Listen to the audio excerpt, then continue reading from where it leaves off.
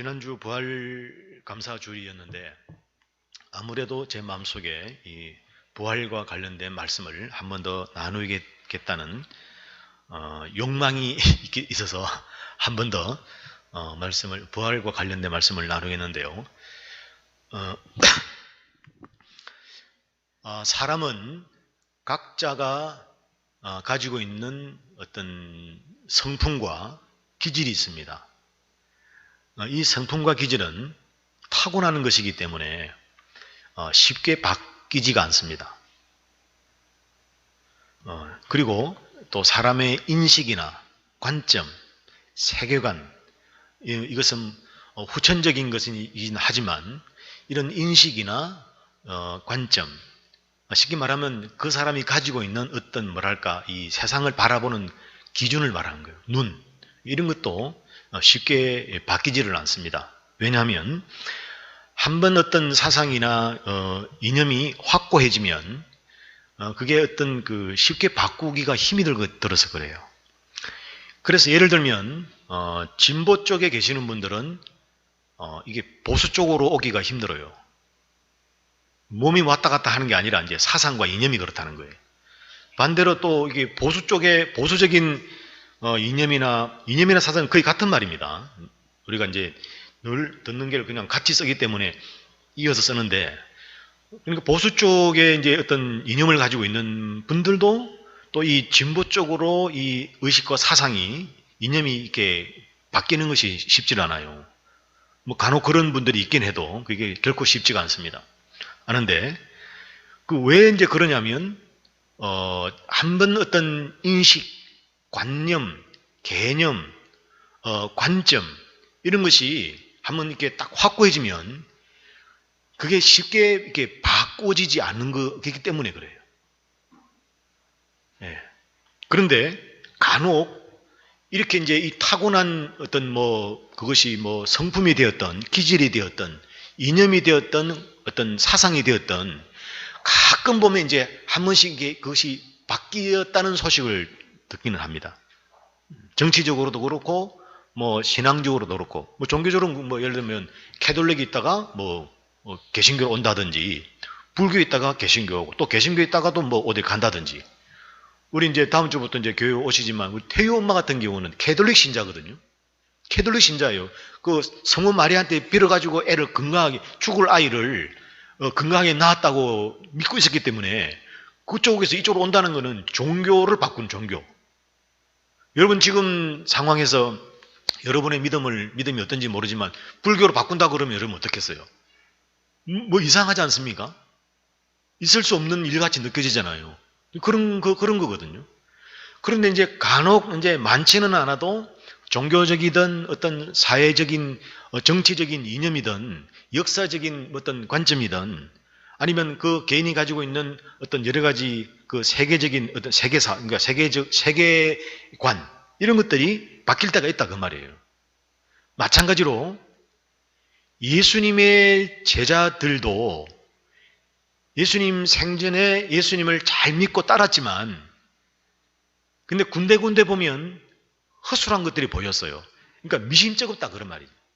과연 예수님 살아 계실 때 따라다닐 때 제자라는 얘기는 들었지만 과연 저 사람들이 정말 믿음을 버리지 않고 잘 주님을 온전히 믿었을까 하는 이제 그런 부분에서는 조금 미심쩍은 부분이 있다 그 말이에요. 그런데 그랬던 제자들이 바뀌는 사건이 생깁니다. 쉽게 말하면 그러니까 예수님을 믿고 분명히 따랐어요. 그 베드로 같은 경우는 그랬잖아요. 내가 목숨을 내놓는다 그랬죠. 주님을 위해서. 내가 주님 가시는 곳에 다 따라간다 그랬죠. 다 버리고 따라간다 그랬거든요. 다 버려도 나는 안 버린다 그랬고. 그런 고백까지 할 정도니까 얼마나 확고했고 분명히 했겠습니까? 그런데 예수님을 이렇게 그러니까 예수 따르긴 했지만 뭔가가 좀 미심적인 부분이 있었어요. 그런데 이게 바뀌는 계기가 있어요. 그 바뀌는 계기가 뭐냐면 예수님의 부활입니다. 부활.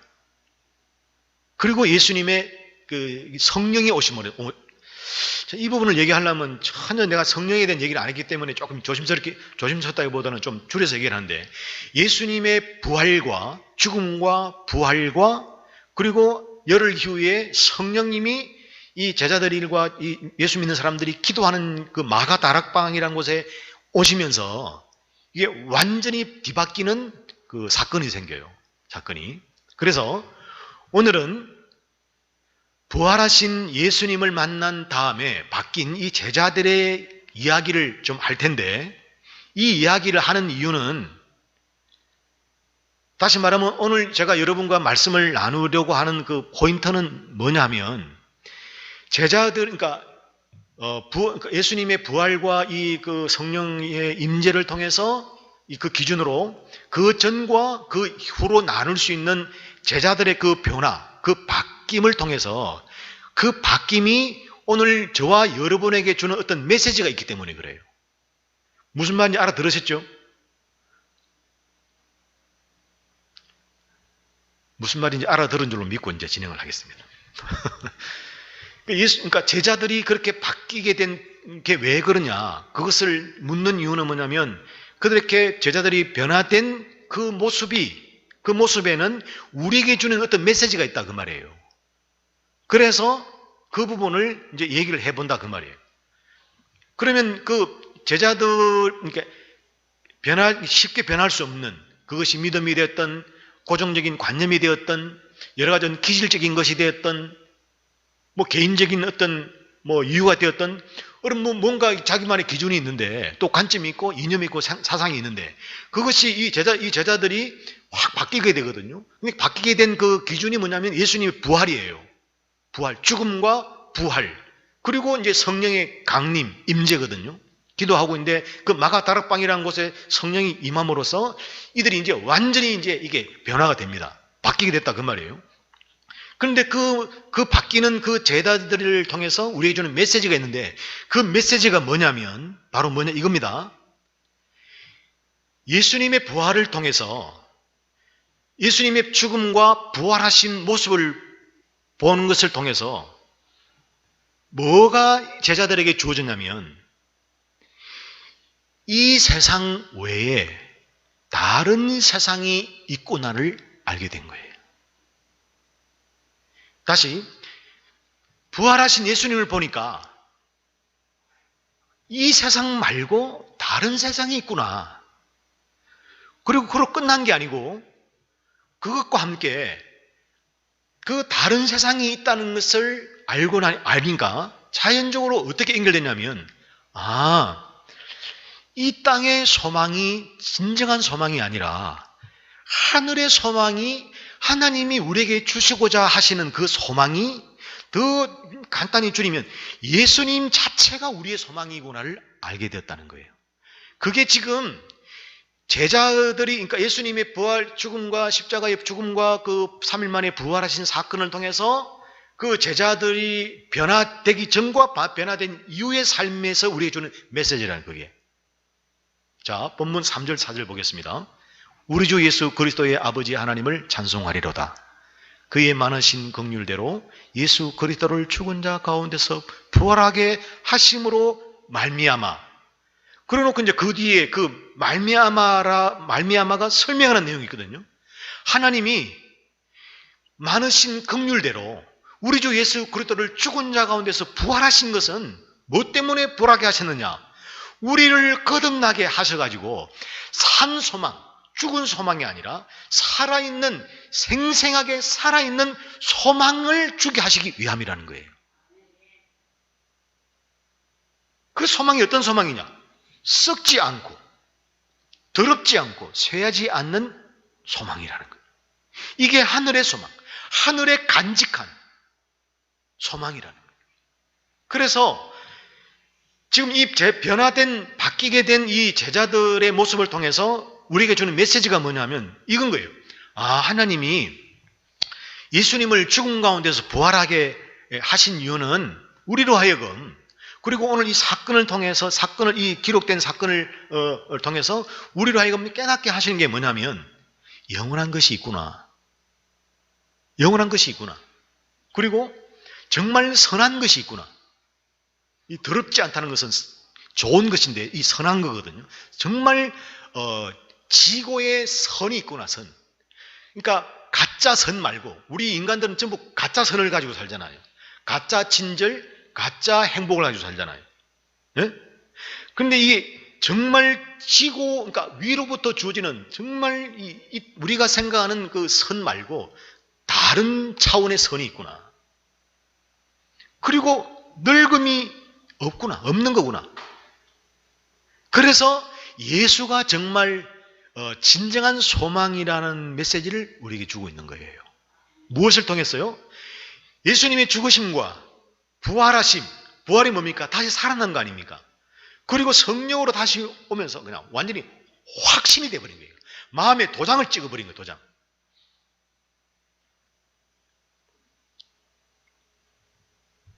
사도행전 1장 3절에 그가 고난 받으신 후에 또한 그들에게 확실한 많은 증거로 친히 살아계심을 나타내사 40일 동안 그들에게 보이시며, 그러니까 예수님께서 그 부활하신 후에 40일 동안은 많은 사람들에게 보여주잖아요. 나다. 왜 그렇게 오랜 시간을 보여주냐? 제가 생각해보니까 그거예요. 제자들도 부활하신 예수님을 마리아도, 그러니까 무덤가에 갔던 마리아도 못 알아봤잖아요, 예수님을. 다른 제자들도 가는 길에 예수님이 말을 해도 못 알아봤잖아요. 못 알아봤거든. 도마도 보십시오. 지금 죽은 예수님이 나타났는데도 못 믿는다 그러잖아요. 못 믿는다. 여러분, 그게 저는 이해가 가요. 만약에 우리 구집사님이 죽어가지고 조상을 쳤어요. 네? 경대병원에서 조상을 쳤어. 그래가지고 막 화장을 해가지고 쫙 뿌렸어. 어디? 얼마나 확실하게 죽은 겁니까? 그런데 주일날 뜨벅뜨벅 걸어온 거야. 여러분 기분은 어떻겠습니까? 매장은 좀 덜해. 자다가 일어나가지고 뚜껑 열고 일어날 수 있으니까. 근데 화장까지 해가지고 쟤까지 다 뿌렸는데 걸어온다고 생각해 보십시오, 여러분. 그걸 구지사님 이러고 가겠습니까? 내가 헛걸 보나? 그러든지 귀신이라 그러든지. 그러니까 보면서도 못 믿는 거예요. 그러니까 이 제자들은, 우리도 그렇지만 예수님이 죽었다가 예수님이 죽다 그러니까 그것도 안 믿어지고, 어떻게 저런 분이 죽냐? 왜냐면 죽은 사람도 살리는 분 아닙니까? 무리도 걷는 분이고 온갖 기적을 베푸신 분 아닙니까? 그런 주님이 죽다 그러니까 안 믿어지는 거예요. 부활한 거는 더 안 믿어졌어. 그러니까 전부 다 도망갔잖아요.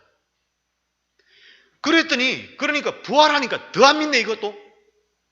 예수님의 죽음도 예수님의 부활도 못 믿는 거예요. 그래서 예수님이 40일 동안 다니면서 나다.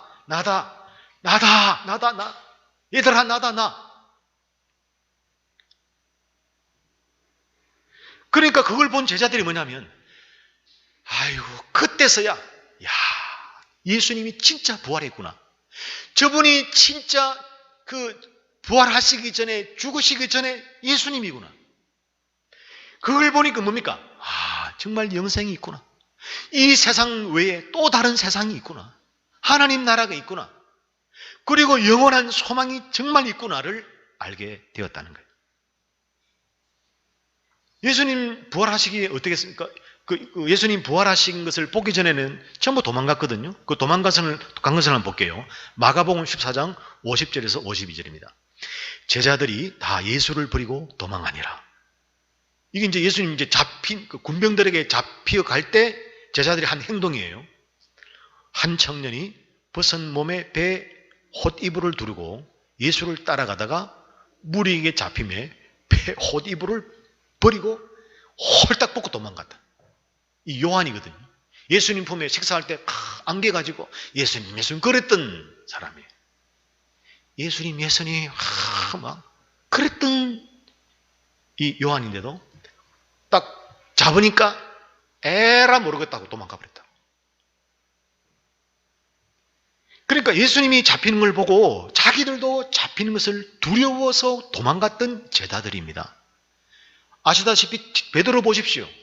아이고, 큰일 날 소리 아니에요. 나 예수 모른다. 근데 그랬던 제자들이었는데, 그런 제자들이 예수님이 부활하신 것을 보고, 아, 부활이 있구나. 영생이 있구나. 다른 세상이 있구나. 진정한 소망이 있구나. 그걸 알고 담대하게 복음을 전하는 사람이 되었습니다. 사도행전 5장 42절입니다. 그들이 날마다 성전에 있든지 집에 있든지 예수는 그리스도라고 가르치기와 전도하기를 그치지 아니하니라. 이게 어떻게 바뀌었습니까? 안 바뀌었습니까? 바뀌었죠? 예수님 죽으시기 전에 살아계실 때 같이 다닐 때는 예수님하고 할렐루야 하고 다녔다 그 말이에요. 막 기적을 행하니까 와, 우리 예수님 최고다. 예수님 최고입니다. 예수님 따라다니면 이제 뭐 먹고 사는 뭐 걱정도 없고 병들면 예수님 손 대면 낫고 그래도 심지어 죽어도 막 살리시고 그 서슬퍼런 종교 지도자들도 예수님 앞에 꼼짝도 못하고 말이죠. 그러니 여러분 따라다닐만 하지 않겠습니까? 우리로 치면 예수님 따라다니면 뭐 로또 1등은 아니라도 한 달에 한 번쯤 2등은 되는 거야. 정 안 되면 예수님을 싹 찾아가가지고 예수님 내가 이번에 로또 1등이 꼭 돼야 됩니다. 한번 예수님 좀 어떻게 좀 협조 한번 해주십시오. 그럼 예수님 그래 있으나 없어 되나 안 되나 나오는 별 상관없지만 그래도 뭐 돼도 별 상관없으니까 그래 다 이번 주에 네 한번 쪼아라. 그러고 되고 말이지. 그런 식으로 생각했다 그 말이 쉽게 말하면 예수님을 참 얼마나 예수님께서 기분 나빴을지 참 상상이 안 갑니다. 왜냐하면 지금도 그런 사람이 많거든요. 그 기도할 때 예수님은 그래.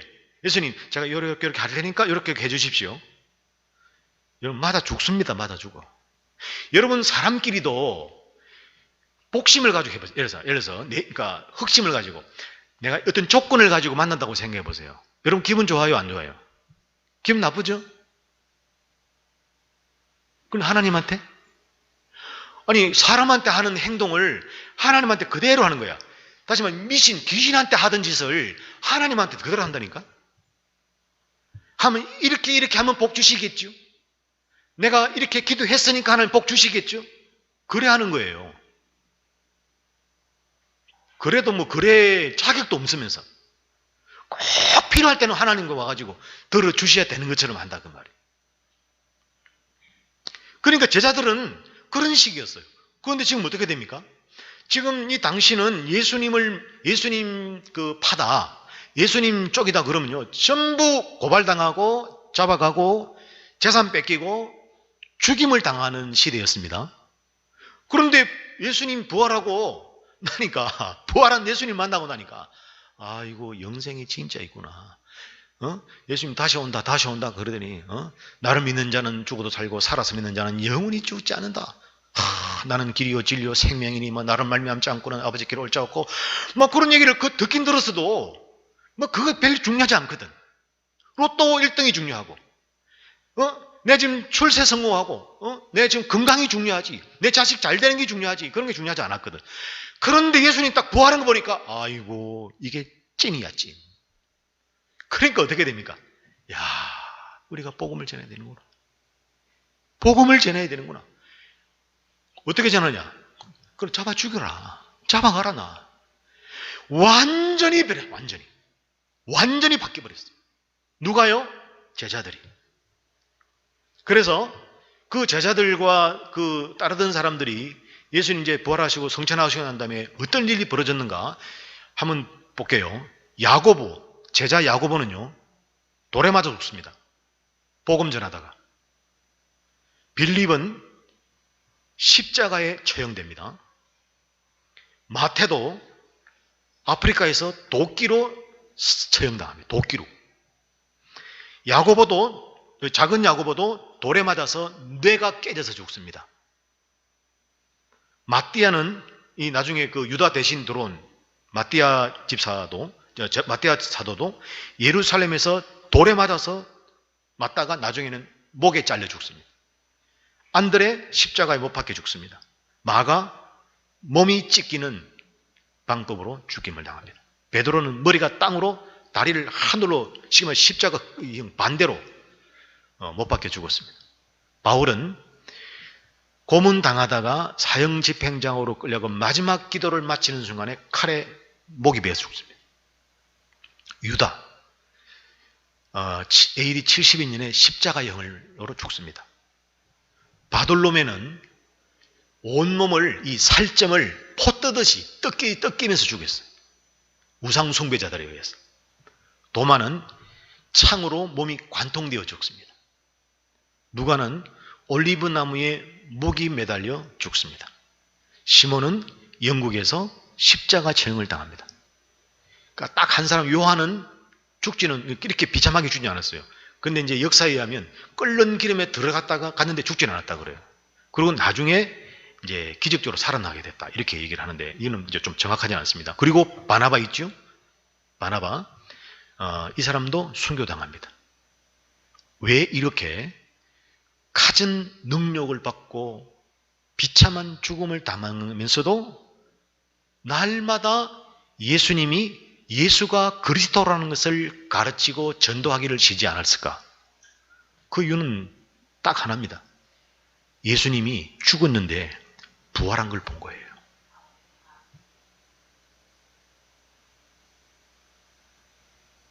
그 부활이 너무나 확실하기 때문에 영생이 진짜 있구나.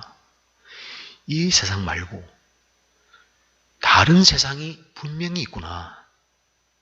그러니까 죽음이 두렵지 않은 거예요.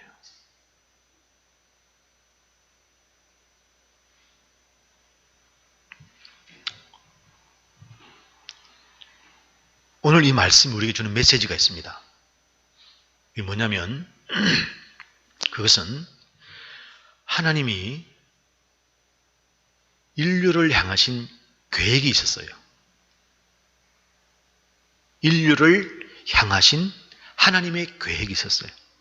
그 계획을 성경책을 통해서 우리에게 주셨습니다. 그리고 그 성경 말씀에는 종국적으로는, 그러니까 정말 좀 마지막으로는 하나님의 나라가 있다고 우리에게 가르쳐 주고 있습니다. 하나님의 나라. 그 하나님의 나라가 영원한 나라입니다. 그래서 이 세상에 지금 이 제자들의 변화를 통해서 우리에게 주는 메시지에 대한 말씀을 합니다. 그래서 하나님이 그런 계획과 말씀을 하셨기 때문에, 그리고 그래서 우리는 이 세상에 우리 개인의 스토리가 중요하고 나의 업적과 내가 이룬 일들이 아무리 중요하다고 할지라도 하나님 나라보다 중요한 것은 아니라는 거예요. 아주 제가 소극적으로 말씀을 드린 겁니다.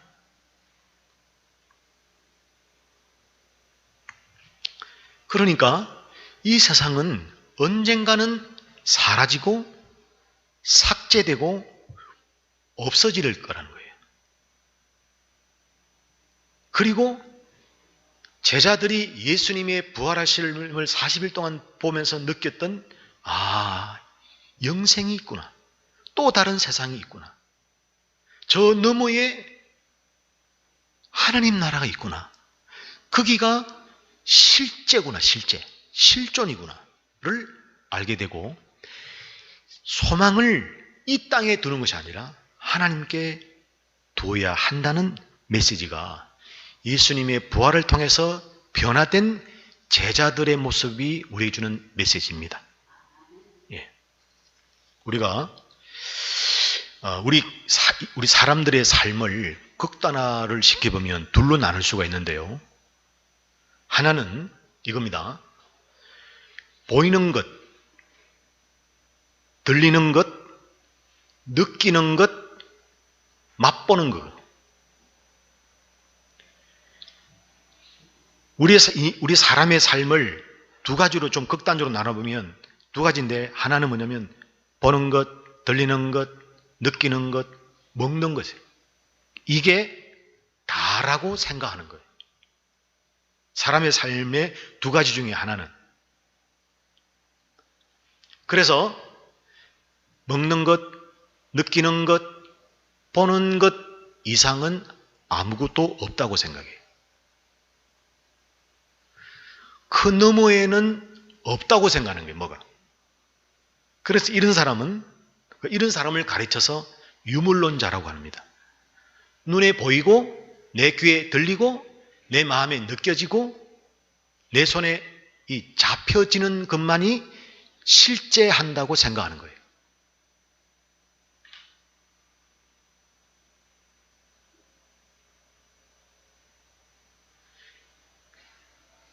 어떤 사람이 저를 보고 못생겼다고 생각하잖아요. 못생겼다고 말하잖아요. 그러면 그 사람에게서는 저는 못생긴 사람인 거예요. 외모가. 마음이 어떤 거는 보지 못하는 거예요. 그러니까 스스로의 마음은 알죠. 왜냐면 자기가 느끼니까. 그러니까 내 마음에 있는 거는 모르는 거예요. 그런데 이걸 자꾸 잘 안다 그러니까 사람이 미치겠는 거예요. 제가 잘 안 하는 것 중에 하나가 뭐라 그랬어요? 저도 살다 보니까 제 나름대로의 저만의 감각도 있고 뭐 판단도 있지만 딱 압니다 소리를 안 한다 그러잖아요. 저는. 그게 얼마나 비신사적이고 비신앙적인 것인 줄 알기 때문에 그래요. 연세가 들수록 이런 말을 자주 하거든요. 척 보면 알지. 딱 보면 알지. 내 촉이 예사 촉이 아니다. 쉽게 말하면. 이런 거 있잖아요. 다시 말씀드리면 저도 촉이 있고 저도 다 있어요. 그런데 그게 안 한다 그 말이에요. 왜냐면 그게 맞을 때도 있는데 틀린 이유가 많아요. 왜냐면 내 마음은 내가 보고 느끼기 때문에 내가 아는데 그래도 저 사람의 마음을 우리가 어떻게 하냐 그 말이에요. 성경에도 그랬어요. 사람의 속 사정을 그 사람의 속에 있는 영 외에는 누가 알리요? 모른다 그 말이 몰라. 그런데 어쨌건 보이는 것, 느껴지는 것, 만져지는 것, 먹는 것 외에는 아무것도 없다고 생각하는 사람은 그 이면에는 없다고 생각하는 거예요. 보이는 게 다라, 보이는 게 다. 그런데 그렇게 생각하면 어떻게 되냐면 우리 인간은 그냥 이제 앞으로 현대 인터넷 시대로 말하자면 우리 인간은 어떤 존재냐면 그냥 알고리즘의 일부분일 뿐이에요. 알고리즘.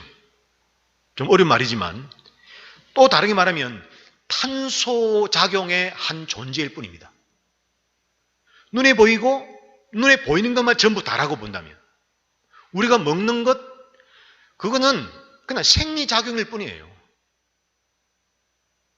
우리가 사랑하는 건 뭡니까? 그냥 자손을 위한 것뿐입니다. 우리 인간이 이 세상이 눈에 보이는 것만이 다라면 그런데 우리는 어떻게 했습니까? 먹을 때도 의미를 부여하죠. 만남에도 의미를 부여하죠. 자기 인생에도 어떤 의미를 부여하죠. 그게 뭡니까? 눈에 보이는 것 이상이 있는데도 불구하고 실제로는 눈에 보이는 것 다라고 하면서 자신의 삶에는 의미를 부여한다고. 이 이중적이지 않습니까? 눈에 보이는 게 단데 무슨 보이지 않는 의미를 부여합니까? 그런데도 타인의 삶에는 의미를 두지 않으면서 자기가 하는 모든 것에는 다 의미가 있는 거예요. 그래서 자기가 하나님인 거예요. 이게 바로 우리의 삶을 극단화시키면 한 모습이라는 거예요. 이게 유물론자들입니다. 신은 없다. 눈에 보이지 않는 신은 없다는 거예요. 오직 인간만이 나란 존재만이 전부라는 거예요. 전부. 그러니 이런 사람에게는 영적인 세계가 없고 천국도 지옥도 없는 거예요. 하나님도 없는 거고. 그럼 또 귀신은 있다고 생각해요. 그러니까 전보로 다니지.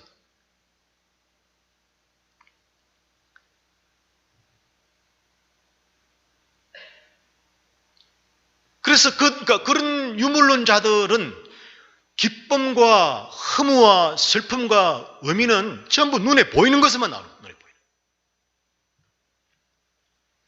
또 다른 하나는 우리 삶을 두 개 나눠본다 그랬어요. 하나는 유물론자고 하나는 뭐냐면 이걸 설명드리기 위해서 그 시를 하나 인용할게요. 윌리엄 블레이크라는 영국의 시인인데 이렇게 얘기합니다. 우리는 하늘의 모래 알갱이에서 우주를 본다 그랬어요. 하늘의 모래 알갱이니까 눈에 잘 보이지도 않잖아요. 그 눈에 아주 보이지 않는 그 모래 알갱이에서 뭘 보냐면 우주를 본다는 거예요. 이게 무슨 얘기냐면 이 세상 너머의 것을 본다 그 말이에요. 그러니까 오늘 본문, 그러니까 오늘 얘기는 뭐냐면 이 얘기거든요. 이 얘기. 제자들이 바뀌게 된 이유가 뭐냐? 바뀌어서 어떻게 됐느냐를 말하는 거거든. 그러니까 기독교는 물질이 다가 아닌 겁니다. 물질과 물질 너머의 세상을 얘기하는 거예요. 기독교는. 그리고 이 극단적인 두 가지를 또 쉽게 얘기해보면 예술로 말씀을 드려보면 이렇습니다. 그 예술이란 것은 예술의 언어가 있거든요. 예술의 문학의 언어가 있고 또 정보의 언어가 있고 또 지식의 언어가 있고 또 종교의 언어가 있고 뭐 그렇지 않습니까? 또 영상 언어가 있고 그 그림 보여지는 언어가 있고 뭔가 다 얘기하는 거거든요.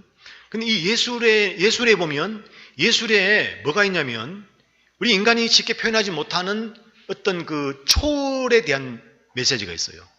예를 들면 음악 특히 노래에 보면 저는 뭐 자주 듣지는 않지만 소향이라는 복음 가수가 있잖아요. 일반 노래도 하지만 예를 들어 이분의 노래를 볼게요. 이분이 노래를 이렇게 듣다 보면 뭐 즐거운 노래고 기쁜 노래도 있지만 아주 뭔가 진지하고 막 깊은 노래를 이렇게 의미가 깊은 노래를 부르잖아요.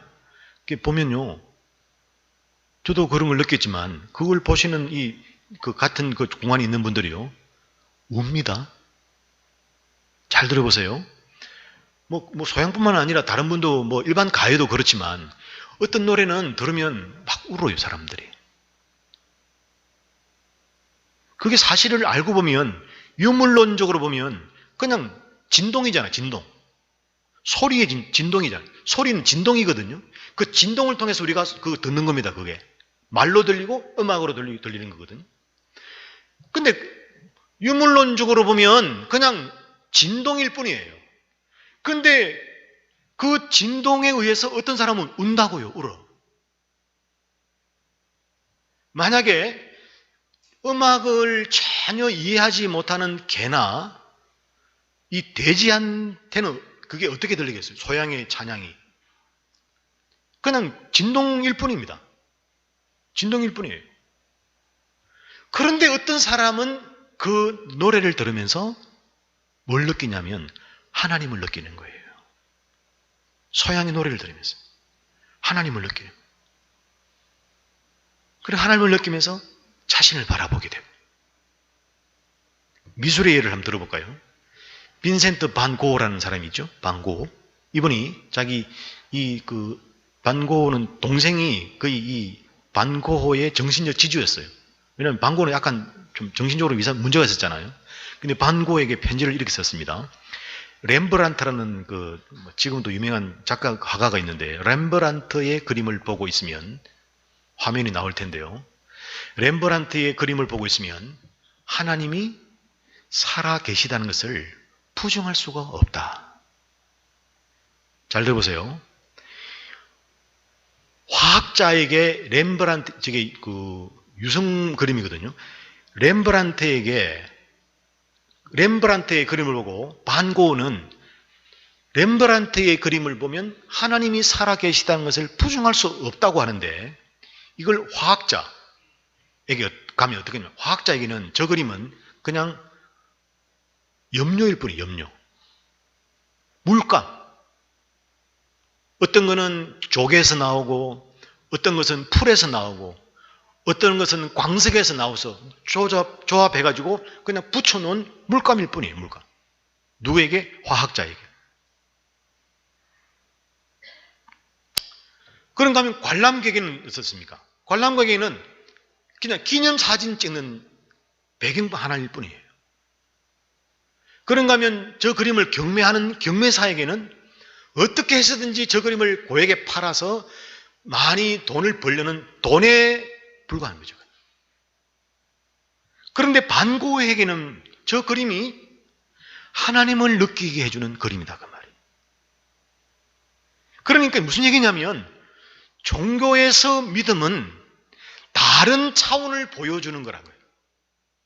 기독교에서 믿음은 눈에 보여주는 것을 확신시키고 확인시키고 증명하는 것이 아니고 눈에 보이전 일어난 이것이 진리라고 말하는 게 아니라 눈에도 보이는 사실도 있지만 이 눈에 보이지 않는 저 너머에 뭔가 있다는 것을 말하는 것이 기독교라고 말이에요. 노래는 뭐 음파의 진동, 소리의 진동인지를 우리가 알잖아요. 그림은 염료의 덩어리, 물질의 덩어리라는 것을 압니다. 그런데 이런 음악이나 그림이나 예술을 통해서 그 배우에는 초월적인 것이 있다는 것을 느끼게 해주는 거예요. 예술이라는 게. 인간은 참 묘한 존재입니다. 왜냐하면 물질 너머의 그 세상에 대한 자기도 모르는 향수가 있어요. 물질 너머에 그렇게 눈에 보이는 것이 다라고 하면서도 간혹 어떤 곳에 가서 뭔가를 보게 되면 자기도 모르게 물질 너머에는 뭔가 있겠다는 생각을 한다 그 말이에요. 예를 들어 볼까요?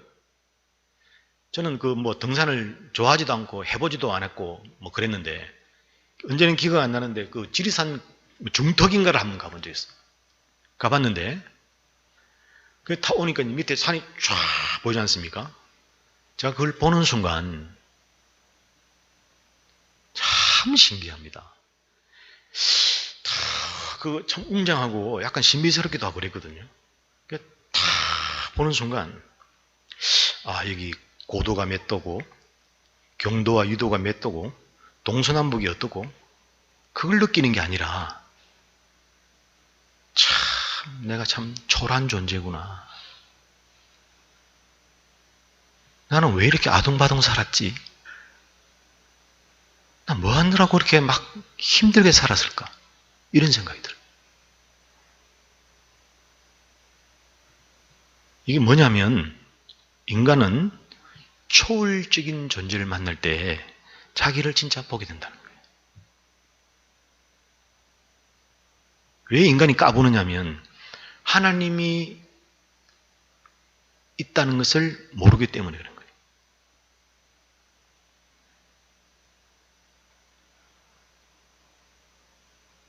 그런데 그거 보십시오. 그 힘들게 올라간 산에 올라서자마자 내가 산에 올라왔구나. 뭐 잠시 느끼겠죠. 근데 딱 드는 생각이 뭐냐면 내가 왜 이렇게 아둥바둥 살았냐? 왜 이렇게 힘들게 살았을까? 그게 뭡니까? 어떤 초월에 대한 느낌을 갖는 거예요. 그러면서 자기의 초라한 모습을 보는 거예요. 여러분 유적 같은 데 가보십시오. 거의 종교적입니다. 그 고대에 지금처럼 이런 장비도 없었는데 어떻게 그런 걸 만들었을까? 그렇게 힘들게 어렵게 만들었을까 싶을 정도로 그런데도 만들었거든요. 그 바탕에 뭐가 있습니까? 종교가 있다고 말이에요. 초월자에 대한 어떤 느낌이 있었다고 말이에요. 그래서 뭔가 막 쌓아보고 싶은 거예요. 그리고 힘들 때 거기 의지하고 싶은 거예요. 그런데 문제는 그건 다 보이는 거예요. 그러나 기독교는 보이는 것 너머를 말하고 있다고 말이에요. 제자들이 왜 바뀌었느냐? 보이는 예수님 볼 때는 그냥 그 보이는 예수님께서 나타내주는 그만 현상만 본 거예요. 그런데 부활하고 40일 동안 다니고 보니까 완전히 아닌 거야 이게. 그냥 쑥쑥쑥쑥 들어갔다가 나오시고 그냥 쏙 나타나시고 없어지고 분명히 몸이 있는데 몸이 없고 이러는 거예요. 쉽게 말하면 환장한 거예요, 환장. 그래서 뭘 깨달았느냐? 아, 영생이 있구나. 영원한 생명이 있구나. 저분이 진정한 소망이구나. 그러니 그분을 전하지 않고야 배길 수가 없었어요. 죽임을 당하면서도 모든 것을 다 잃으면서도 예수가 그리스도라는 것을 가르치고 전파하기를 쉬지 않았던 거예요.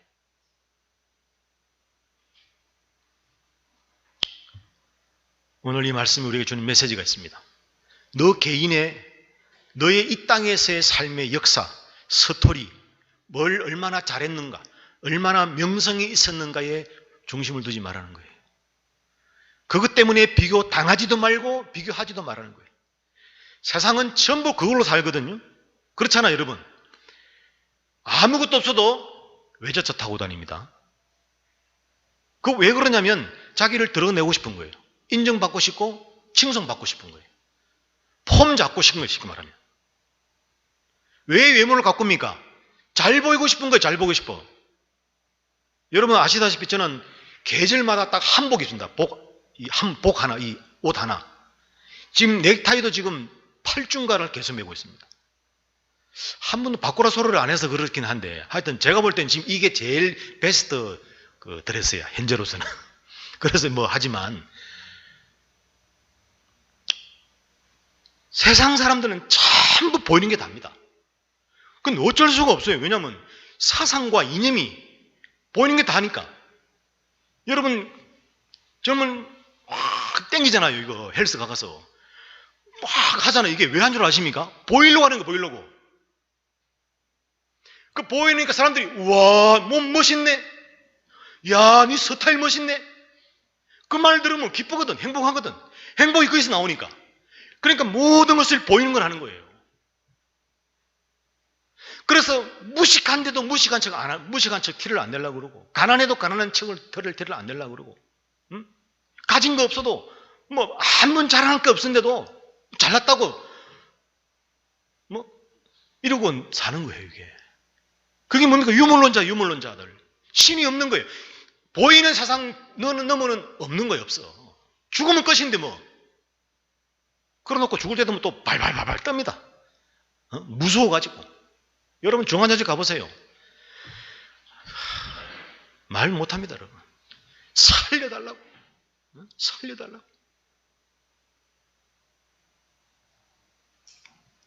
그런데 제자들은 돌에 맞아 죽고, 깨져 죽고, 찔려 죽고, 거꾸로 죽고, 목 잘려 죽고, 맞아 죽고, 때려 죽고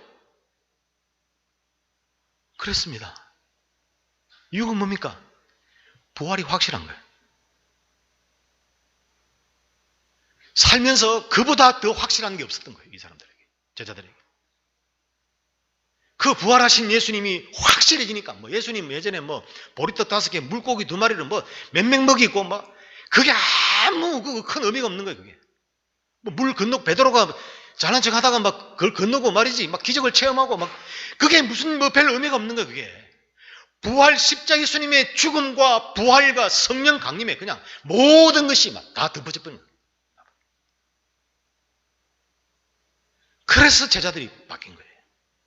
그 바뀐 게 우리에게 주는 메시지가 뭐냐? 이 세상에 너무 목적을 두지 말라는 거예요. 얼마나 잘 살고 내가 얼마나 뭐 여러분 지금 막 해외여행 좀 이제 코로나 끝나가지고 막 다니거든요. 저는 해외여행을 우리나라 사람이 그렇게 많이 다니는 줄 진짜 몰랐어요. 야 의지가 나니까 다 다니더만. 젊은 애들도 그렇고 막 일본 한번 갔다 오고 홍콩 갔다 오고 중국 갔다 오고 막 뭐 필리핀 저는 외국이라고는 미국 외에는 가본 적이 없습니다. 그것도 놀러 간 게 아니라 전부 막 일 때문에 뭐 갔다가 일주일 만에 5일 만에 갔다 오기도 하고 막 그래서 보름 있으니까 지겨워서 못 있겠고. 저는 왜 외국에 가본 적도 없고 뭐 갈 마음도 별로 없고 뭐 집사람이 가자가 하니까 뭐 가려면 또 돈이 있어야 가지. 그래서 못 갔는데 뭐 그리 저는 가고 싶은 마음이 없어요. 없는데 아니 제가 간다고 뭐라 하는 게 아니다는 거는 중요한 게 뭔 일을 말하는 거예요. 그러므로 여러분들 예수님의 부활을 딱 여러분 좀 믿으시고 세상에 어떤 뭐 잘되고 뭐 이런 것에 이런 비교 당하고 또 비교하지 마시고 진정한 세상은 하나님 나라, 영원한 세상이구나, 영생하는 나라, 그것이 우리에게 진정한 소망이구나. 이것을 여러분 삶에 녹여서 여러분 삶의 현장마다 여러분의 마음의 상태마다 여러분 위로받으며 살아가는 여러분 되기를 주님의 이름으로 축복합니다. 예.